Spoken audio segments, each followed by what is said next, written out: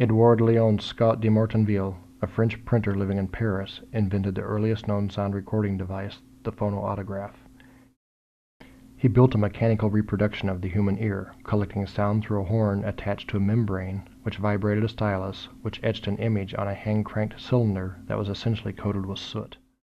However, this device recorded only a visual representation of sound, etchings in the black surface. There was no way to play back the sound it had recorded.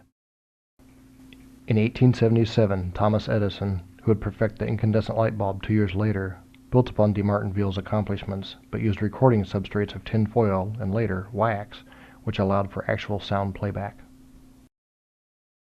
In 1888, Emil Berliner discovered an easier method for recording onto shellac-based discs. This new technology also enabled the mass production of recordings. Berliner also created a player for his discs, which was known as the gramophone. Berliner's discs were known as 78s, referring to the 78 revolutions per minute at which they played. These would be the standard for decades. In 1948, CBS Records developed long-playing discs that rotated at 33 1/3 revolutions per minute, virtually tripling playing time to 10 minutes. A year later, RCA Records produced a smaller disc that played at 45 revolutions per minute, but the disc was not compatible with devices that played records at other speeds.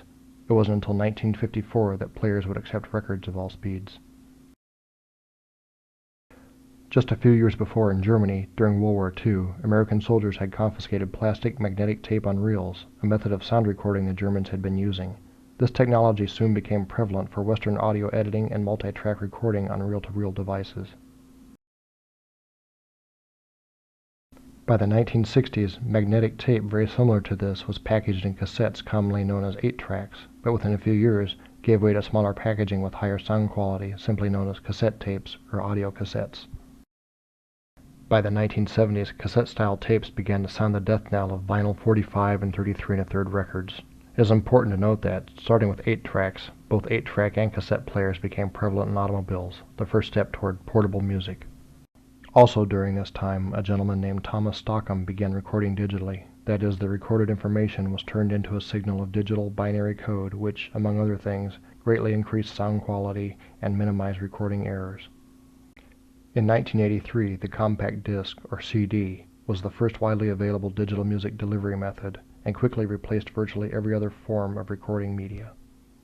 Compact discs remained the standard until about 1994, when individual MP3 files, essentially the electronic music file on a compact disc, actually became the preferred vehicle for music, making it more portable and transferable than ever before.